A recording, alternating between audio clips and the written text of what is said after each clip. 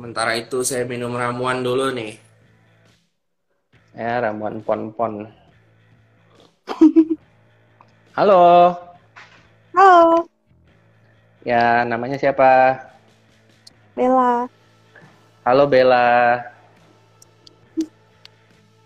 Yuk, mau nanya apa? Kok senyum-senyum? Eh, Lagi seneng ya? enggak, diketawain Hmm. temenku. Oh, diketawain sih temennya. Hai, hai, hai. Sebelum lanjut, pastikan kamu sudah subscribe channel ini supaya kamu tidak ketinggalan video terbaru menarik lainnya. Terima kasih. Selamat menikmati. Orang-orang kan sekarang Hmm. lebih fokus ke bagaimana cara mendapatkan cewek gitu kan. Padahal Ya, ya, ya, ya. Betul, bukan betul. itu poinnya. Kalau Betul. lu fokus ke bagaimana memperbaiki diri lu dan jadi keren juga ntar ada law of attraction juga kan gitu. Hmm. Jadi cowok-cowok nih ya, aku kasih komen sedikit ya. Cowok-cowok mereka lebih fokus ke dapetin cewek, betul. Tapi Mm-mm. sebenarnya yang harus mereka lakukan itu bukan dapetin cewek, tapi ngerti cewek. Mereka harus ngerti. Jadi cowok, kalau kamu pengen istilahnya membuat wanita bahagia, jangan fokus cara dapetin, karena dapetin itu kan ngambil ya. Kalau Ya, kamu fokus ke ngerti cewek, ngerti maunya apa, ngerti yang apa bikin dia bahagia, ngerti bisa bikin dia jadi nyaman. Kamu kan memberi jadinya cowok-cowok ngasih gitu, ngasih kebahagiaan gitu. Ngasih sesuatu yang bikin cewek itu suka. Akhirnya cewek itu terpesona, dia ngasih balik gitu. Jadi fokusnya jangan buat cowok-cowok nih menurut kamu juga tadi ya. Fokusnya jangan iya. cara dapetin cewek, tapi fokusnya gimana cara ngerti cewek. Kalau kamu ngerti cewek, pasti dapet. Dan ceweknya akan bersyukur gitu. Kalau dapetin kan ntar dia Iya, jadi belajar kayak trik-trik gitu. PHP ya. Kan yang penting dapet gitu. Iya kan? Dulu Iya. akan praktekin Hmm. bukunya kan aku nulis cara CMWIA, cara Iya, mendapatkan iya, iya. wanita idaman. Hmm. Itu aku praktekinnya ke cowokku. Jadi Oh aku gitu. yang memposisikan kayak berhasil kok. Oh, oke. Okay. Oh iya. Jadi aku posisikan kayak aku capture-nya gitu kan. Terus kayak Oh, eh, oh, poinnya itu sebenarnya bukan di dia cewek, bagaimana cara mendapatkan wanita idaman Anda. Ternyata bukan di situ sih kalau setelah saya baca. Makasih temanku ya sudah ngasih. oh. Oh. Jadi Jadi jadi intinya itu kayak konsepnya ya, bukan soal ke cewek konsepnya, apa jadi ke nggak hanya cowoknya. betul, jadi nggak hanya ini buat buat nyari cewek aja, bahkan cewek kalau mau Ya, dapetin cowok dengan trik itu juga bisa gitu. iya, pokoknya kalau ngerti pastilah dapet gitu. Cuma kalau kita berusaha dapet tapi nggak mau ngerti, nah udah pastinya jadi kacau gitu lah ya. Sebenarnya kalau pengaruh Mm-mm, dunia luar itu ngefek nggak sih, kayak misalnya saya mm-mm, deketin cowok, terus cowok itu ya, kayak mudah terpengaruh dengan sekitarnya, entah karena mamanya galak, terus dia punya mm-mm, saudara-saudara yang galak juga, terus kak teman-temannya yang kayak ngelarang atau ya mm-mm. gitu-gitu, itu sebenarnya balik ke diri dia sendiri bisa memutuskan atau enggak resiko ya. Kalau cowok kan biasanya harus punya prinsip sendiri kan. Biasanya yang harus yang lebih ke bawah-bawah itu harusnya cewek kan. Ya kan cowok kan Iya, diharapkan sebagai pegangan gitu loh. Ini dia jadi pegangan kalau iya, dia ngikut-ngikut bagaimana? Nah, ini yang aku agak mengkhawatirkan lah ya. Apalagi zaman sekarang. Cowok-cowok itu feminim gitu. Jadinya mereka malah menjadikan cewek jadi pegangan. Bukannya mereka yang jadi pegangan gitu. Nah, ceweknya disuruh jadi pegangan ya bingung. Gitu ya kan? Nah, iya. cowok-cowok juga iya. Jadi gini sebenarnya kamu bilang tadi, benar nggak cowok itu bisa di apa ombang-ambing sama sekitar gitu ya? Maksudnya dipengaruhi gitu kan? Ataukah itu emang dia nggak punya prinsip atau karena dia cuman feminim atau Itu gimana? menandakan bahwa dia tidak punya prinsip. Hmm. Biasanya orangnya sensitif dan nggak enakan, makanya dia ngikut-ngikut. Tapi kalau orang punya prinsip, dia bukan kasar, bukan apa, tapi dia tegas gitu. Kadang dia juga berani untuk sedikit kontroversi, tapi benar gitu. Nah, itu yang sebenarnya disukain cewek. Kalau ngikut-ngikut aja kayaknya ya mungkin awalnya suka ya, tapi lama-lama kayak Bosen. kurang greget lah. Iya, begitu. Jadi kalau kamu ketemu cowok yang bisa diombang-ambing, kamu suka gitu ya. Ingat aja satu hal, suatu saat agak sulit bikin dia jadi pegangan gitu. Itu aja. Mm-mm. Sebenarnya mau nanya ke meditasi yang paling pas gimana sih? Kalau bisa sih yang bisa tadi apa yang bersahabat dengan alam bawah sadar. Nakal banget sih. Begini, mungkin kamu tahu dari yang lain meditasi fungsinya apa gitu kan? Menurut kamu apa fungsi meditasi? Kalau yang dari kamu tahu macam-macam gitu dari orang. Aku lihatnya dari perspektif berbagai agama ya. Kalau Lucy Mm-mm. yang sering tanya ke Corona itu dia suka meditasi dengan cara yoga atau ya berdiam diri kan dia Hindu kan. Kalau aku itu Mm-mm. menurutku kalau di agamaku tuh kayak di sholat itu sebenarnya udah bisa dijadiin Mm-mm. meditasi, tinggal kamu Ya, ngerti nggak ya. esensinya beribadah gimana. Kalau temanku Betul, betul, katanya betul. yang Kristen tuh baptis gitu-gitu atau ibadah minggu. Jadi kayak Mm-mm. sebenarnya di ibadah itu udah ada meditasinya, tinggal kamu ngertiin apa Mm-mm. enggak. Nah itu mungkin aku sampai di tahap jadi sampai kenyamanan batin aku oke Ah, lah, udah ah. mulai memahami. Nah tapi kalau untuk Hmm. mengkoneksikan ke alam bawah sadar itu gimana? Ah, ini menurutku ya, ini menurutku pribadi. Fungsinya buat apa sih meditasi kan gitu, ya kan? Ya, Fungsinya apa gitu? Menurutku meditasi itu ada dua fungsinya. Satu, membuat kamu terlepas, jadi kan gini, tubuh kita kan ada yang namanya roh ya, roh, betul ya. Nah, roh kita ini di dalam tubuh ya, betul ya. Nah, jadi ada roh ada tubuh gitu ya. ya. Alam bawah sadar itu kan di dalam tubuh kita, di otak kita lah, bagian otak gitu ya. Nah, jadi roh kita ini seperti dipenjarakan sama tubuh gitu. Kadang kita nggak mau mikir negatif, pikiran negatif muncul, ya kan? Kita nggak mau grogi gitu misalnya, tiba-tiba grogi. Kita pengen ngerjain sesuatu, tapi kayak ada yang nahan, ya kan? Kita nggak bisa ngontrol tubuh kita gitu. Nah, roh kita ini dipenjara sama tubuh. Paham ya maksudnya ya? Paham, Jelas nggak maksudnya? Jelas ya? paham, jelas. Jadi alam bawah sadar ini kalau ada semacam program-program, nah program itu menghalangi roh kita. Nah, itu yang pertama. Jadi tujuannya adalah melepaskan roh kita dari jeratan-jeratan yang negatif di tubuh kita dan di alam bawah sadar itu. Jadinya terlepas, tapi bukan kayak astral ya. Cuma kita lebih bisa mengontrol tubuh dan pikiran kita. Kalau kita nggak mau mikir jelek, hilang. Nggak ada paksaan yang macam-macam itu. Jelas nggak maksudnya? Ya kan? Makanya Jelas, orang meditasi pikirannya kan semerawut. Begitu meditasi dia lebih bisa mengontrol. Gitu kan? Orang banyak resah, gelisah, dia berdoa, sholat mungkin. Nah, dia bisa lebih tenang. Karena rohnya itu terlepas dari jeratan segala macam negatif-negatif di pikiran itu. Itu ya. Jadi tujuannya satu, untuk melepaskan roh dari jeratan-jeratan negatif tubuh dan pikiran. Nah, tubuh kita ini misalnya kita salah makan aja atau minum alkohol misalnya, itu kan pengaruhnya udah macam-macam, mempengaruhi roh kita, gitu ya. Jadi satu, untuk melepaskan dari jerat negatif tubuh kita, pikiran.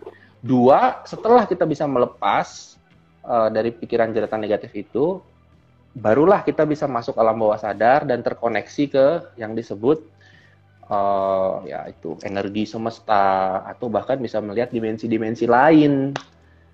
Nah, karena meditasi itu yang kedua tadi adalah tujuannya berkoneksi dengan energi semesta ya. Ada yang bilang itu Tuhan, macam-macam lah ya. Pokoknya ini ada semacam kekuatan yang lebih besar lah aku sebutnya, ya kan? Nah itu bisa kamu tahu segala jawaban, pengetahuan itu ada di situ. Kamu bisa mengakses melalui alam bawah sadar. Dan itu kamu bisa lakukan dengan meditasi. Jelas nggak maksudku? jelas. Jelas ya. Jadi fungsinya ada dua ya. Satu, untuk melepaskan roh kita dari pikiran-pikiran negatif, kecemasan, dan lain-lain. Dua, dia akan terkoneksi dengan energi semesta gitu. Bahkan ke dimensi-dimensi lain. Jadi begitu ya meditasi fungsinya ya. Jelas ya? Ya. Tadi dua Untuk kan, membebaskan diri, pembebasan roh dari roh. pikiran negatif, dari tubuh efek-efek tubuh yang negatif lah gitu ya, dari zat-zat tubuh. Kedua, buat mengkoneksikan diri ke semesta, ke energi, ke dimensi gitu. Jadi kalau meditasi yang baik itu harus memenuhi tujuan yang pertama ya, menenangkan pikiran ya. Kamu lihatlah cara meditasi banyak kok di apa namanya di eh, Google gitu ya. Tapi ingat aja tujuannya adalah menenangkan pikiran. Nah, gini, misalnya orang doa kan bisa sebagai meditasi tuh, benar ya? Ya, Cuma mereka ya. bukannya berfokus kepada kekhusyuan dan koneksi batin kepada yang kuasa, mereka malah fokus ke ritualnya, misalnya kepalanya tengok kiri, tengok kanan, tapi mereka hubungannya itu jadi nggak ada gitu, paham nggak maksudku? Nggak khusyuk gitu, cuma secara teknis aja, begitu misalnya, Formalitas. Ya, iya dijalankan tapi secara teknis, kayak tangannya berdoa begini, lihat ke atas, lihat ke bawah gitu. Cuma intinya pikirannya kan hubungan, kemana-mana. iya intinya kan hubungan batin itu yang penting. Gimana kita menyatu dengan ya, energi semesta Tuhan gitu. Dan itu berasa kalau meditasinya bagus, energi itu seperti turun lah ke tubuh kita. Kita berasa kadang merinding gitu. Jadi meditasi, kalau aku sih meditasinya simple aja sih. Cuma dengan pernapasan, tutup mata, tangan begini gitu. Kalau yang lain mungkin lebih kompleks, terserah lah. Tapi intinya itu, gimana caranya kita mengkoneksikan dengan alam bawah sadar gitu. Dengan meditasi pun bisa. Dan biasanya kalau meditasinya bagus, dengan pernapasan bagus, semua pikiran hilang. Pikiran ini nggak ada omongan ya, kosong. Nah, baru di situ ada semacam energi ngalir-ngalir, terus suka muncul-muncul ini loh, visual-visual loh. Inspirasi. Visual, ting, ting, ting. Nah, kadang nih, aku meditasi aja 5 menit lagi pusing kan, muncul visualisasi, tahu-tahu aku jadiin kode, tahu-tahu kejadian gitu. Kan lucu. Aku seperti dapat transmisi dari masa depan atau gimana, ngasih lihat gitu. Dan aku sendiri pada saat itu belum mengerti, tapi beberapa saat ngerti, terus benar-benar kejadian kan, wow. Cuma dengan meditasi simple. Dari doa pun bisa gitu. Cuma kamu harus ada perasaan itu, ada khusyunya, ada ingin terhubungnya, ada rasa cintanya, pasrahnya kepada Tuhan gitu. Nah, kebanyakan satu lagi ya, terakhir. Kebanyakan orang berdoa karena takut ya. Itu. Nah, Mereka berdoa karena takut nanti padahal kalau nggak berdoa Tuhan masuk jangan neraka. ditakuti. Iya, Tuhan jangan ditakutin, dihormati. Iya, dia bisa Mati. lebih kuat, bisa, ya kan? Cuma kita harus mencintai, bukan ditakuti. Yang takuti setan gitu. Ya orang Iya soalnya kan? sering kayak gini kok. Aku takut mau ibadah soalnya aku habis mabuk jadi aku malu sama Tuhan gitu. Ya padahal ya Tuhan mah ya terima-terima aja. Tuhan Iya, santuy. jadi jangan takut kena azab. Doanya tuh jangan didasari rasa takut gitu. Ya, Kita tetap berusaha untuk tidak melanggar aturannya, ya kan? Cuma pada saat berdoa itu bukan karena takut, ntar kalau nggak ibadah gimana gitu. Tapi justru berdoa itu harus dirasain, ada cinta di situ, ada kasih sayang, gimana kita bisa dekat dengan yang kuasa walaupun hanya melalui doa. Itu aja sih intinya. Kalau udah bisa begitu, enak deh. Kayak kita rasa takut, rasa cemas tuh kayak nggak terlalu menyeramkan, walaupun kondisi situasi seperti apa, kayaknya ada aja jalan lancar-lancar aja gitu. berarti Ya, kalau misalnya pas tengah-tengah pas tengah-tengah meditasi atau sholat terus tiba-tiba dapat visual, entah itu visual jelek atau buruk, sebenarnya kode dari alam semesta ya kok ya. itu Aku kira kode, aku cuma itu kode. ngayal gitu tuh. Enggak, itu kode. Cuma orang nggak peka, orang pikir itu hanya sekelinting. Nah, tapi gini, ada yang ngayal, ada yang kode. Bedanya di mana? Itu kan? Kan visual Ya. selalu sering muncul, kita bengong aja muncul kan? Apa yang membedakan itu Iya. kode dari semesta itu, atau itu hanya pikiran kita seliwer-seliwer kan gitu kan?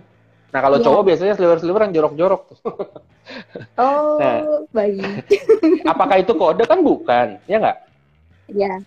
Nah, jadi gimana beda ini antara yang seliwer-seliwer beneran kode atau itu hanya pikiran-pikiran yang lewat-lewat kan gitu, ya. Caranya ya ada yang namanya intuisi. Intuisi itu adalah feeling. Hati kamu seperti ada disentil. Sentil gitu. Tapi cuma sekelibet aja kayak dek gitu. Abis itu dia hilang. Jadi begitu muncul visual ada intuisi itu bermain, disentil, dek gitu. Kayak kamu tahu ini sesuatu yang kamu belum tahu apaan, kayak random, tapi kok ada feeling kuat ya tentang ini. Nah, berarti itu adalah sebuah transmisi gitu. Bedanya sama ngayal, ngayal nggak ada sentilannya emosi di hatinya, itu disebutnya ya itulah nurani lah, ada pergerakan sedikit gitu. Nah itu aja sih. Jadi kalau kamu dapat visual lalu mengalami semacam sentilan itu, nah itu sebuah kode. Itu jangan diremehkan, coba kamu lihat, kamu pikir ini apaan ya gitu. Biasanya akan keluar sesuatu yang bagus gitu. Oke. Thank you, Bro. Iya, thank you, sama-sama. Nama kamu siapa? Tadi belum ngomong namanya. Bella, udah. Oh ya, Bella ya. Oke, makasih ya Bella ya. Nanti kita ngobrol lagi ya. Makasih, Kak. Oke, sukses. Yuk, bye. Jadi pas meditasi itu kita hanya mengamati atau observe. Jadi begitu banyak pikiran-pikiran yang seliwer-seliweran, kita jangan lawan atau jangan berusaha untuk kita tenangkan gitu. Berusaha untuk menenangkan itu namanya perlawanan, ya, perang atau resistance. Sedangkan kalau meditasi itu kita hanya mengamati atau observe. Jadi bisa diibaratkan di sini segala macam keribetan di kepala, ya. Ini roh kita hanya mengamati aja gitu. Jangan dilawan ya. Dia stres, aku nggak mau stres. Bukan begitu. Jadi di sini segala macam pikiran kita amati aja. Dengan ngeliatin dan menahan diri gitu. Ya. Jadi kalau kita liatin aja, nanti dia menghilang gitu. Justru pikiran-pikiran ini pengen si roh kita ini engage, gitu, supaya dia bisa makan energi dari roh kita gitu. Jadi roh kita itu kayak baterai. Pikiran-pikiran negatif ini berusaha untuk bikin roh ini mengengage, berusaha gitu. Termasuk berusaha nenangin. Jadi kalau dia engage nih, nah jadi kacau. Gak bisa, itu gagal lah, nggak mungkin. Jadi liatin aja, justru dengan liatin ini semua yang negatif-negatif ini akan hilang karena nggak punya power, nggak punya tenaga. Tenaganya kan si roh. Nah rohnya nggak ngeladenin, nggak bereaksi dengan segala macam tipu daya pikiran ini. Nah akhirnya dia hilang sendiri. Barulah di situ kita menemukan ketenangan. Jadi ketenangan itu bukan dengan kita cari, tapi ketenangan dengan mengamati aja. Diam aja, mengamati. Nanti lama-lama yang ini kehilangan bensinnya kan roh. Kalau roh kita mengengage, gitu, nah udah, kesedot. Itulah kira-kira ya. Oke, jelas ya teman-teman ya. Nah, kalau orang yang seperti sudah dekat sama, ya itulah, energi semesta dan lain-lain ya. Energi semesta tuh kayak punya sense of humor gitu. Dia selalu menyelipkan humor-humor di dalam setiap rencananya. jadi yang sudah kenal, jadi yang sudah kenal dengan energi semesta, dia melihat dulu sisi lucunya. Dia jadi tahu, oh ini artinya gitu. Yang dilihat sisi lucunya. Karena semesta itu adalah selalu punya sense of humor gitu. Aneh nggak? Malah aku aneh banget. Malah kadang-kadang misalnya kalau aku dapat ketiban sial atau apa gitu, aku malah ketawa. Wah, di bercanda apa lagi nih sama semesta nih? Bercandain apa lagi? Iya begitu. Lucu. Bener-bener. Lucu banget. Iya, makanya. Jadi semesta itu punya sense of humor gitu. Nggak selalu tegang. Tapi yang bener-bener aku rasain akhir-akhir ini sih semesta itu sangat baik sekali. Baik. Bagi sebagian.